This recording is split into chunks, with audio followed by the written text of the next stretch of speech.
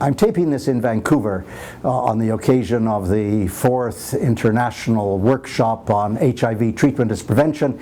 It's effectively convened by Dr. Julio Montaner, who is head of the British Columbia Centre of Excellence on HIV and AIDS, and the author of Treatment as Prevention, which is now acclaimed and embraced by the entire international community as the most effective response to the pandemic. And I think I'd like also to add that Dr. Montaner, I say this with pride, is the chair of the advisory group at AIDS Free World. It gives us, we think, an unaccountable legitimacy.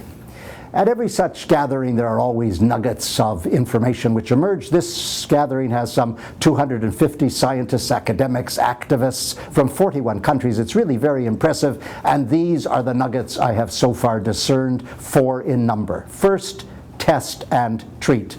The proposition being that as soon as you test HIV positive, you should go into treatment for the rest of your life. We now know that early treatment means a much better prospect.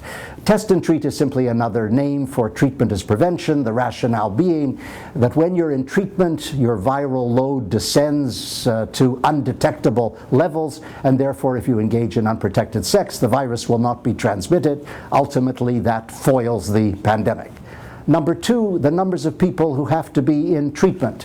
There are some 28 million people who require treatment now, according to the World Health Organization. It will soon be all 35 million people living with the virus, and only 12 to 13 million are actually in treatment. So there's a tremendous gap to close, even though we are rapidly scaling up treatment. And that tremendous gap consists primarily of women. Women who have always been discriminated against painfully during the course of this pandemic. It's an extraordinary indictment of the international community and the UN agencies, including UNAIDS. Number 3, will we have a sufficient volume of drugs to meet the accelerating treatment? That's a question that hadn't been thought of much before, and it arose at this conference, and it's something which must be dealt with. And finally, dollars.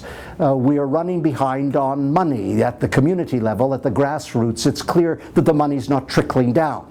Now, everyone knows, I think, that in the United States, the presidential initiative called PEPFAR has been flatlined in terms of resources, and the Global Fund to Fight AIDS, Tuberculosis, and Malaria, which asked for $15 billion at the last replenishment conference, got only $12 billion.